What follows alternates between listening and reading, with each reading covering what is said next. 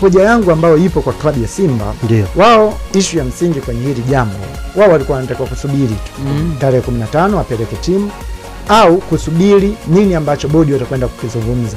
Hiki ambacho anakwenda kukifanya maana yake ni kujaribu kuishurutisha bodi ifanye maamuzi ambayo yatakuwa yako na favor kwa klabu ya Simba. Wao wanachotakiwa, mechi wameambiwa tarehe 15 na hakuna tetesi ya kuweza kuahirisha mechi, na bodi hawajazungumza kama mechi inaahirishwa.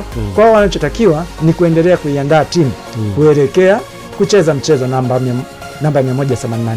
Na tumekuwa tukishuhudia pia adhabu zikitolewa kwa viongozi kwa kushinikiza mamlaka kufanya maamuzi ambayo yatakuwa kwenye favor yao. Kwa hiyo kwenye taarifa ya umma ya klabu ya Simba, kwangu mimi sioni kama ilikuwa sahihi, kwa kuwa taarifa ya mchezo bado iko pale pale, kwa maana kwamba mchezo namba 184 utachezwa tarehe 15 ya mwezi wa 6 na bodi ya ligi hawajabadilisha hiyo taarifa. Kwa klabu ya Simba, wao walitakiwa kukaa kimya na kutulia na kusubiri nini ambacho bodi wataweza kwenda kukisema, na ambacho bodi watakisema, labda sababu za kuahirisha huo mchezo kama ambavyo zinazungumzwa chini ya carpet, Simba wangekuja kudoubt hizo sababu za kuahirisha mchezo, lakini sio kutoka saizi wakati bodi hawajasema chochote kusema kwamba tarehe 15 wao ndio wanaitambua kama ni tarehe ya mchezo.